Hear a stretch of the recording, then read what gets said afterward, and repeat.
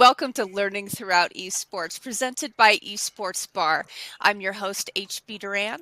I've been a video game journalist for the past 15 years, and I'm so happy to be here with Danny Martin, co-founder and CEO of Exposure Incorporated, and Josh Williams, who is the Global University Esports Manager for GG Tech Institute. We've got some great information for you today about how education and esports go hand in hand and the benefits for everyone thereof. I'd like the panelists to briefly introduce themselves. Let me know your experience in esports, and let's start with the first thing that you learned when you got into esports and education together. So I'll start. One of the biggest things, my name, like she stated, is Danny Martin. I'm the co-founder and CEO of Exposure. The first thing for myself was really understanding that esports has an opportunity to provide career opportunities and understanding that there is so much more that goes behind the scenes than just a professional gamer, and recognizing that the skill sets that can be acquired are easily attainable for individuals in high schools and colleges when it comes down to learning simple things like Photoshop or videography or photography. These things are very critical to the entertainment side of esports, which is the most attractive and the most engaging element. But there's a lot of the career elements by that of individuals who can be able to obtain those skill sets. And that point, being able to hire those individuals onto our company and to be able to provide services for clients all around the globe, that's when I recognized that esports education was very critical to this space. Very interesting and so true. I wish that I had known all those years ago, staying up all night playing video games with my brother, that I might be training for a career. And it is so true now, isn't it? So Josh, tell me about you. What have you learned jumping into this space? I think the education space is a great way for people just to be able to discover esports to start with, and then also gain awareness and start to experiment around the different opportunities that are involved in the industry. So I think, in particular, when you're at university, for example, you've got you're sort of discovering a lot in your life, right? And I think it gives you a great way to sort of learn about all the different aspects of esports that people maybe don't necessarily think about, and sort of building some of the skills like Danny mentioned. But I think a lot of people maybe see esports as just being the players on stage at big events around the world, right? And don't really sort of understand what goes on behind the scenes to make that happen. But also what's happening at different levels within the esports industry as well. At a national level and a local level too. So I think we've got a great opportunity there for students to sort of really discover what interests them and where their skills might lie, and what opportunities they might find fits for them within the industry. Oh, wonderful. Now, Exposure is a global esports technology company.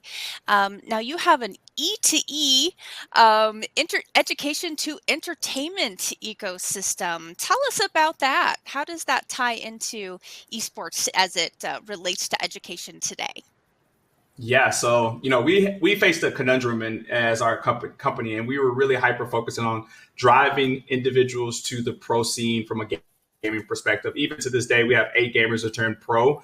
Ultimately, one of our gamers won $1.4 million prize purse in the NBA 2K League. But in our community, everyone sees that individual. So we were just like, no, everyone cannot be a day fry, right? So individuals have to recognize that there are other skill sets inside of it. And we recognize that actually the power is the education side, because those same gamers that ultimately feel as if like they're the day fries, they need support. They need individuals to be able to train them, branding. It goes on. All of the support that comes in from the actual education side really adds value to that of an individual going pro. And so when you think about that ecosystem, that was one of the biggest things that we were trying to figure out, is like, how do we educate from going to high schools and colleges while at the same time still adhering to our core values, which is, helping individuals get a fan base and brand themselves so they can turn pro, because individuals are seeking to turn pro because it's exciting, it's engaging to be on the stage and,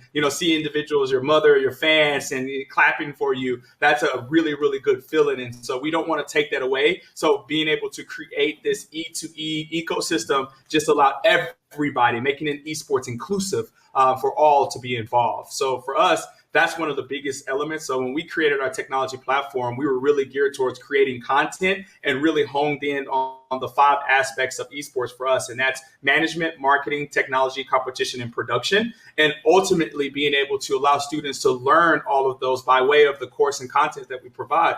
But after so long, we started recognizing like just course content is like, all right, once you complete, what's next? Students are like, they're getting through these so fast, which was made us think experience, and that immersive experience allows individuals to actively take that education and apply it into the entertainment field by way of utilizing ways to actively build their portfolio, so therefore they can hit jobs within the space in the entertainment realm. And we just looked at it as, if we can create that whole ecosystem, this is something that can be replicable, and it can help individuals within the industry understand that this is a pathway and a pipeline to that of pro. There is a large conversation now as esports continues to grow about creating a sustainable future for esports. Like traditional sports, you have Little League, you have recruitment out of college and high school, and esports will eventually get to that point thanks to programs like GG Tech. So Josh, please tell us a little bit about how your program, the University Esports League, and other programs you're in, 16 countries, I think. It's pretty much insane. You guys are making your mark on the world here, and how your program helps to teach hard skills and soft skills that might help them get discovered. Mm-hmm. Yeah, so we started out running university tournaments. And for myself personally, I started back in 2010 as a fresher at university, just frustrated with the lack of opportunity to get involved in esports on campus. Obviously, 2010 was a very different place in esports, and I think a lot of things have matured and grown since then. But we started out growing tournaments and just getting players involved.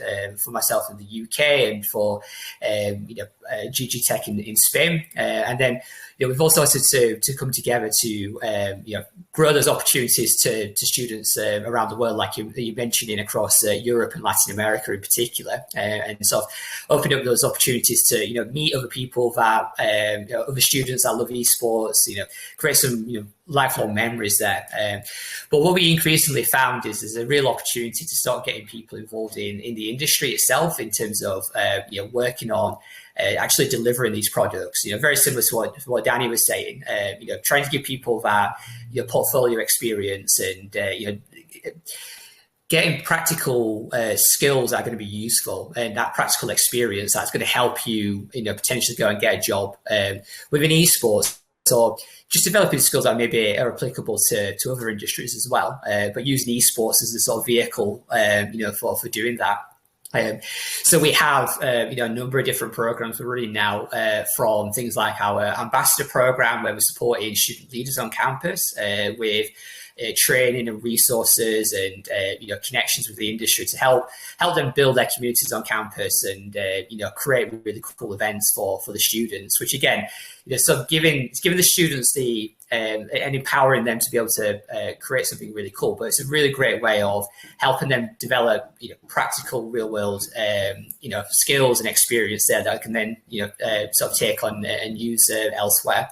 We also have our sort of like talent program, where we actually bring students into paid roles to help deliver the university leagues and the content that we create, and also work on other projects within GG Tech's portfolio. Such as amateur circuits that we do, or the professional events that we do in Latin America. So it's about, again, trying to reach the students, create that awareness, and help them sort of discover esports and the sort of different opportunities in esports, and then sort of giving them those opportunities to actually get involved, and then supporting them and providing them with the training and the resources to sort of develop those skills, and then hopefully come and either work at GG Tech and help us grow as a company, or work elsewhere within the industry, or like I say, even take those skills into different sectors as well.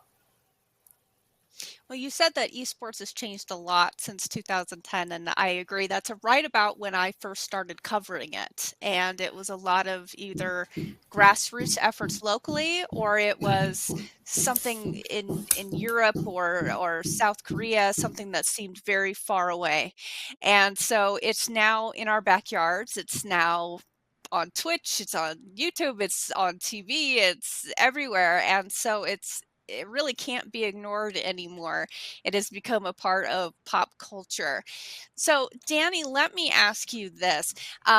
With the pandemic, a lot of companies began broadcasting esports from home, essentially. Is that something that has changed your approach, or has it required changes to your system or demand for those skills? Very much so. And just straight, transparently, before we have a 15,000 square foot esports facility in the southern sector of Dallas, Texas.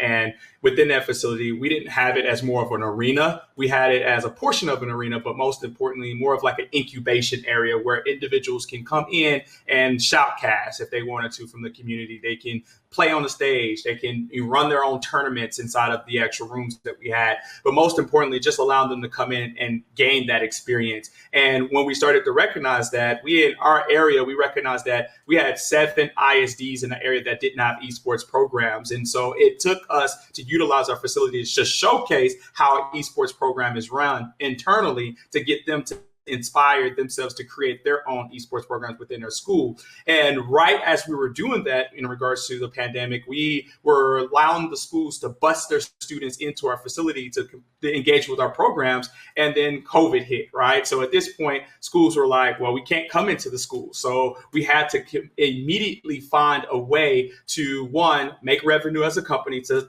keep the actual, our staff and the building and rent and all of that. So we quickly identified as like, 2 things.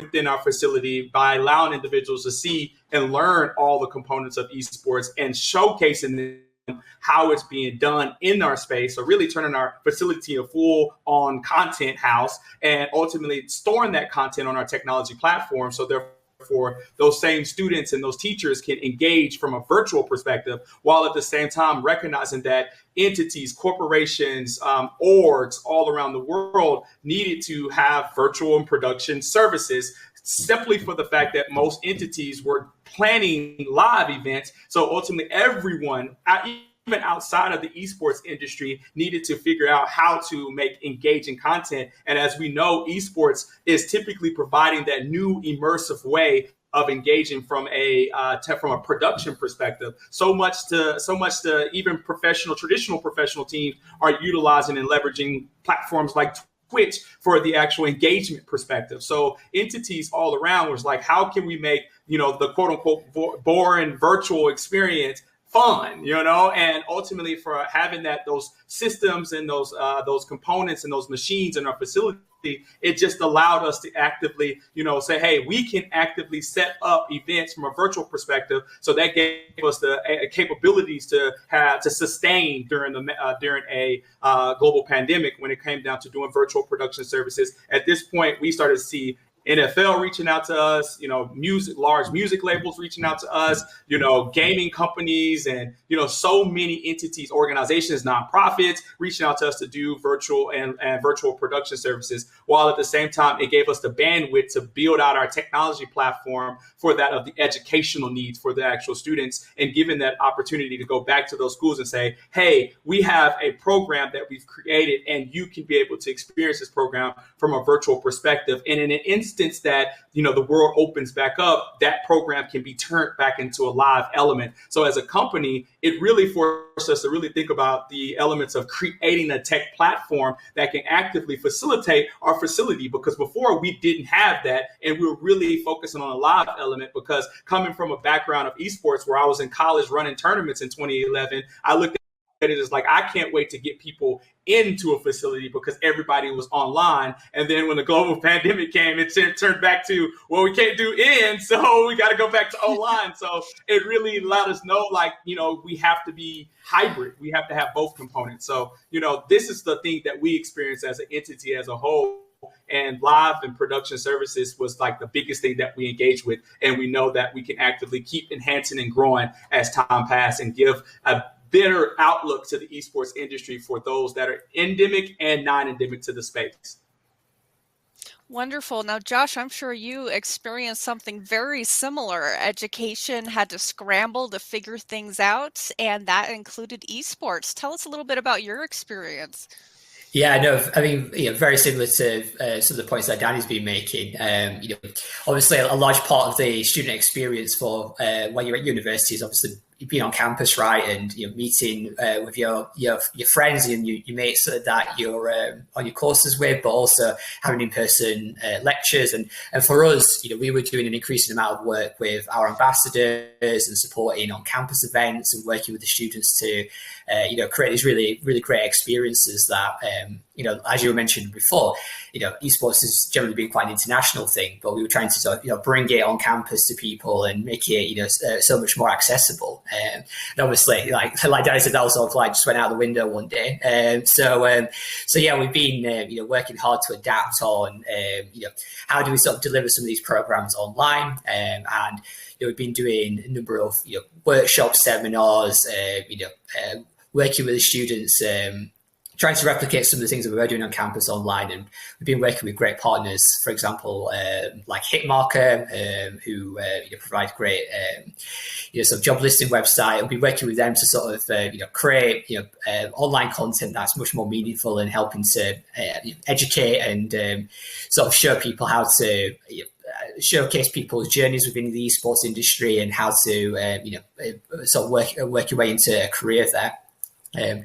But yeah, it's been tough, and it's been a very stressful experience for the students as well, because all of a sudden, I say a large part of what makes university so enjoyable just sort of got thrown out the window one day. So it's been a lot of trying to also just support the students through that too, just creating activities and finding other ways that we can engage them through sort of fun competitions, working with influencers, and bringing them in, and some of their favorite faces, and getting them involved with really sort of like fun competitions with those guys. We've been trying to also just try and diversify the sort of game titles that we work with as well, because I think especially in the competitions we run, it's very sort of focused maybe on like traditional esports titles, which obviously attracts a particular audience. But we've been trying to sort of use this as an opportunity then to, can we create, really fun experiences in Minecraft, for example, and sort of like help bring the students and interact with them, through that, or just fun games on stream with their favorite influencers and things like that too. So it's been really important to try and help support the students through this, just from a morale point of view. But yeah, I think a lot of what we were doing before as well was already online, which was great, and there was a lot of again sort of career development opportunities we're providing there. So, for example, our French tournament has had a great history of developing casters from being students to sort of professional scene within France, and we've been quite fortunate there where we've not had to adapt too much of the product there, and we've been quite fortunate that by the time we got through to sort of like the finals of this year, things have been a lot more stable. So we've been able to go sort of slowly moving back to things like studio broadcasts and started to do some sort of small offline events. So hopefully the picture starts to get a lot better now. We can start getting back to some much needed personal connection and sort of working with the students on campus again, supporting them to sort of create their events and helping to sort of create greater awareness as well. Because I think that's been a big problem, is just a lot of students have been maybe put off from going to university, or have not really had those opportunities to sort of really discover all the different elements of what's available to them as part of the student life. So hopefully we can get back to that soon.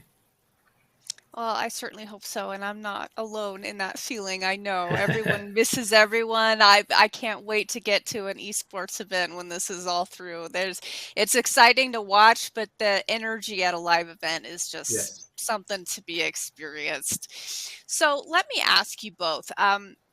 Now, obviously, going to school for esports specifically, there are so many scholarships available now. If you already know you're getting into esports, there's obvious benefits to that.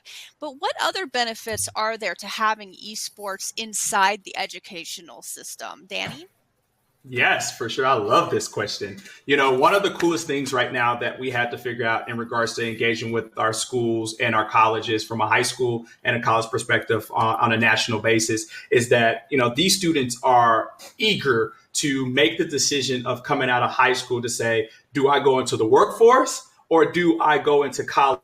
And if you're interested in esports, you're looking at all of the opportunities down there. I always tell individuals the way the world is working in a gig economy, yes, you can take the skill sets that you learned in high school and go straight to the workforce. You also can take those same skill sets and actively go to college and enhance your networking and get a better portfolio of individuals to be able to enhance your connection base when it comes down to it. So we were just like, what is the most important thing? Why, if you're in high school and you have to make that decision, what is the most important thing that you are looking to be able to, have that you can place in your satchel? And that's an immersive experience. And so for the last 4 months, we've actively been piloting with schools, colleges and high schools, a 4-week program. And we were just sitting there one day, we're just like, how do we make it an experience for students? And so what we did was we built our functionality and our technology platform to provide a 4-week experience for students. That first week, which is going to be really cool when you hear it, that first week, the students are log onto our platform and they take courses where it's geared towards management, marketing, technology, competition, and production, and then they have assessments. And on that second week, the students pair up into groups of 5, and we give them roles that are in the esports industry, like a general manager, a head coach, a production technician, a marketing specialist, and a software developer. And these students collaborate within their own esports organization. So we like to tell the students, like, you're building your next complexity.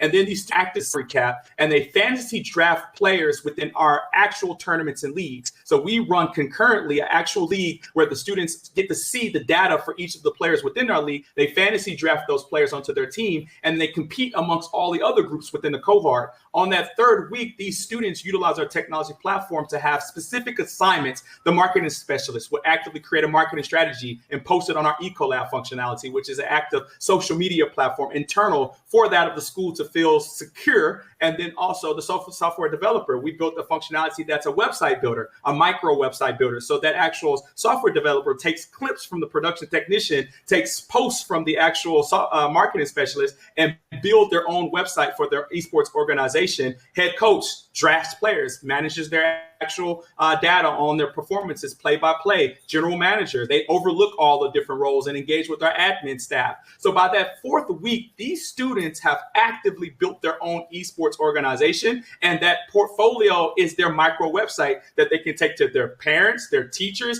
but most importantly, their active prospective employers. And we leverage our technology platform with all the clients that we do from a production perspective. Everybody that we work with, from the endemic to and non-endemic to the space, we can create a successful pipeline for them to say, hey, here's my portfolio. So when they are leaving high school, they can say, I got this portfolio. I can take it to get a job, or I can turn this portfolio into even something better by attending the actual college in hopes to be able to get a scholarship. That is our number one priority. And so therefore, we've been piloting with all these schools. We publicly release it on July 12th.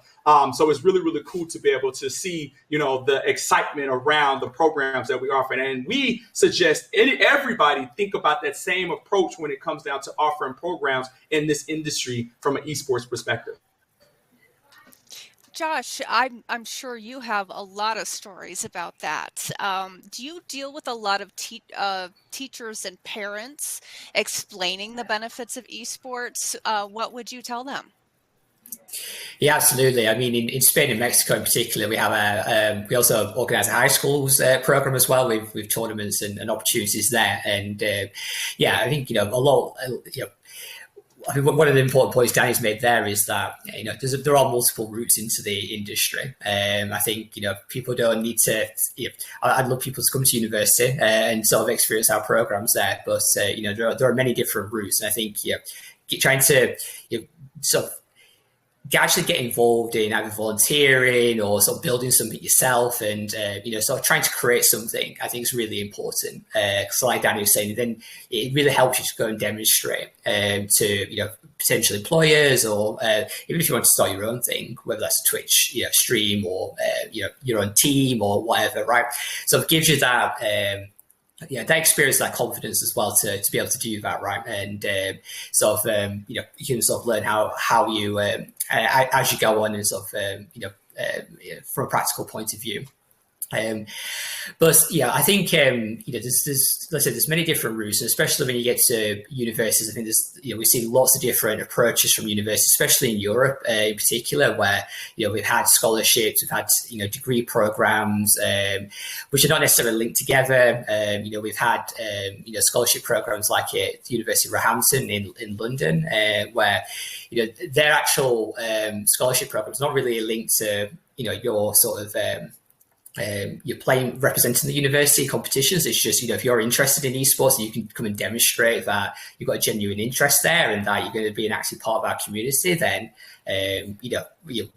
we'll help fund your education, which I think is fantastic. So I think just having that a genuine sort of interest in sort of trying to take that into actually creating something, I think is incredibly important. But I think you've got to be very open-minded as well, and not to be too sort of maybe fixated on one thing or another within the industry, because like Danny mentioned earlier, not everybody can be the best pro players in the world, right? So I think it's great that students can come and experience esports within the educational setting as well, so that they are developing other skills too, that maybe might not be immediately what they think they want to do, but maybe after 3 or 4 years at university, things change, right, and some opportunities come up that you weren't expecting, and as we all know, like the esports industry is just rapidly changing all the time, right? So I think you've got to be sort of open to these different opportunities, right, and sort of look at different ways. Keep your options open. Look at sort of trying to develop a broad set of skills, even if you're trying to professionalize in one particular area. And try and meet as many people as you can as well, and network, and sort of share ideas with your peers, or trying to go to events where you can listen to experts talk, or meet people within the industry, and sort of that's a great way then of trying to get further opportunities. I know the three of us could talk all day about this, but I will end it with one final question. Now, as an esports journalist, I do see a lot of things behind the scenes that the general public does not. And one of the things I've seen as esports has evolved is there are a lot more women behind the scenes, and a lot more people of color and different backgrounds and different opinions and different skill sets. How does esports help with inclusion? Danny? So one of the biggest things in regards to exposure and the dynamics of inclusion is, around about 2015, I had a facility, and that facility was centrally located in downtown Texas. And one of the coolest things about that facility is it allowed everyone from affluent areas of the North Dallas, and then also non-affluent areas, which is mostly minority individuals that look like me. I come from that space, so I know how to engage. And I quickly recognized that as the industry started to grow within over a 2-year time span, at that moment, I started to recognize that the big leagues, the big tournaments, the big arenas were being developed in the northern area, more affluent areas. And I understood, because if you stand up a business, ultimately you want to make sure that that business is successful. And so literally I started recognizing that there was nothing being built in the southern sectors, the less affluent areas. And so I ultimately was like, how do I impact an area in which I grew up, in which I share passion for, in which I know the individuals there? And I quickly recognized that this is going to be a hard thing, but inclusion is so important within this actual space. And I have to figure out a business model that can keep me sustained, keep our company sustained, keep our team sustained. And so ultimately, I looked at it as the impact of education. I know that educators in those particular areas, they have to be able to educate the students, and they are funded also by way of that of government entities. So if I can create programs that can help two things happen, that can impact the actual students that are there, while at the same time impacting that of our company. So therefore we can thrive in an area. So ultimately, when it came down to inclusiveness, we really was like, this can be a good opportunity to really impact individuals who may not also have those resources. And so when individuals get the opportunity to be on a level playing field, you get to really see the competition element. So now you get to see who put in the actual work. And that's one of the cool things about esports and the growth of esports. You get to see a leaderboard, and you can see who's the best at this particular game and how much time they put up in that game. And that's when it becomes truly inclusive. And so ultimately, when I think about it, I say, hey, not only from a perspective of allowing individuals from all walks of life to be able to get involved, but I also looked at it as women as well. Women being inside of the actual space is so critical, because we need the diversification, because women have a lot of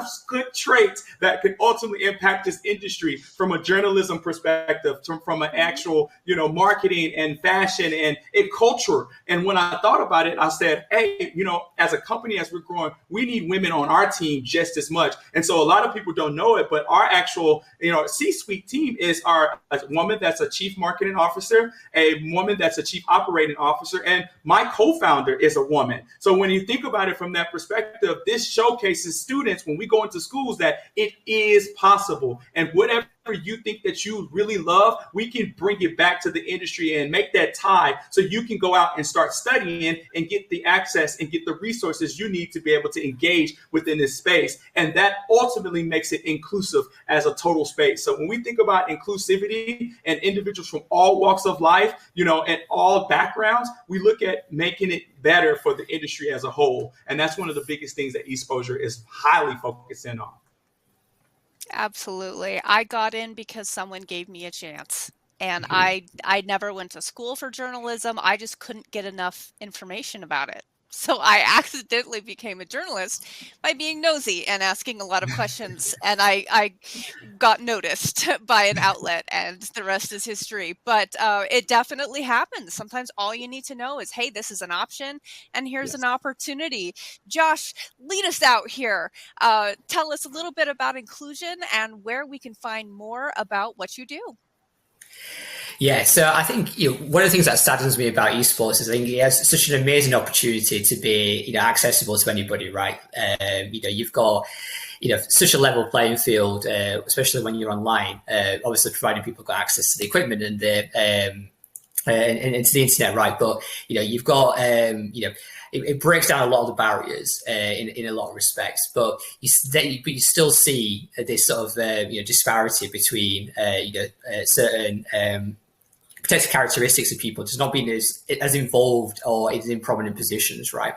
So what we've tried to do is spend a lot of time thinking about our brand, our product, trying to make sure that it actually, is welcoming to, everybody. I think, there's a very sort of, I absolutely agree with what Danny's saying. Esports is competitive, but I think, a lot of how esports sort of presents itself as well could be quite, masculine as well, and quite, maybe off-putting to lots of groups of people. So we spent a lot of time thinking about, how do we sort of like present ourselves as a much more welcoming, place for all students, and then looking at our products, the types of games that we include in as part of our sort of tournaments, for example.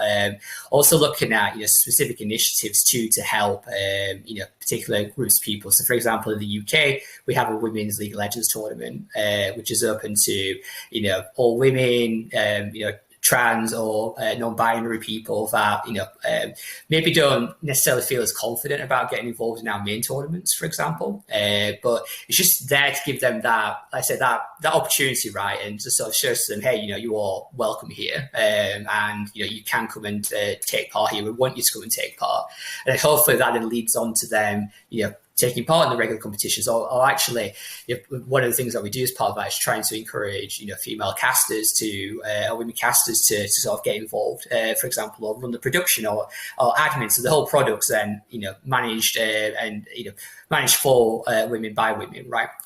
So I think just trying to create opportunities like that, like you're saying, maybe those people don't go on to become casters, but they might say discover journalism like yourself, HB, or some other aspects of esports, right? So I think it's just really, like Danny was saying, just making some very deliberate choices about how you structure your products, and making sure that you're making it very clear, either more generally or very specifically with programs, to say, hey, we want you to come get involved, and please, you're welcome here. So come along and take part, and we'll make sure this is a space that you actually enjoy being part of.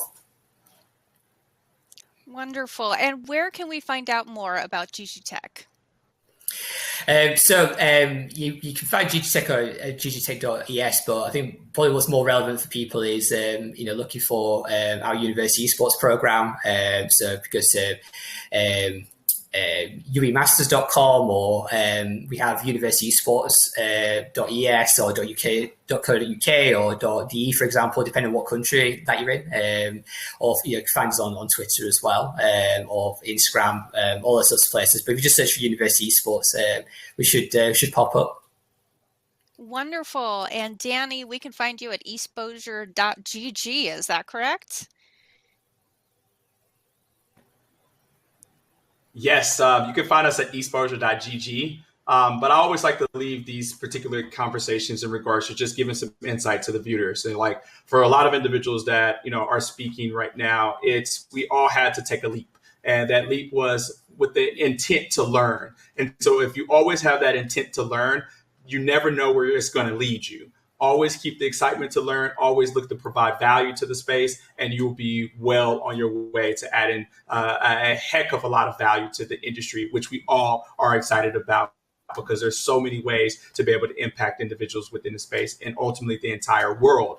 But ultimately, when you come down to finding us, it's literally exposure.gg. You can even go to exposure.gg/immersion. And immersion is our program that allows you to be able to have that immersive experience.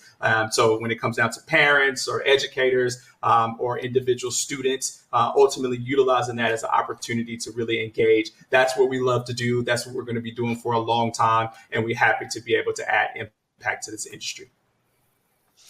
Well, I would sure like to thank Esports Bar for putting on this wonderful panel. I hope that viewers found this informative and that you'll be sure and check out these two great leaders in education. I'm HB Duran. Thank you so much to Danny Martin and Josh Williams. We'll see you when Esports goes live again.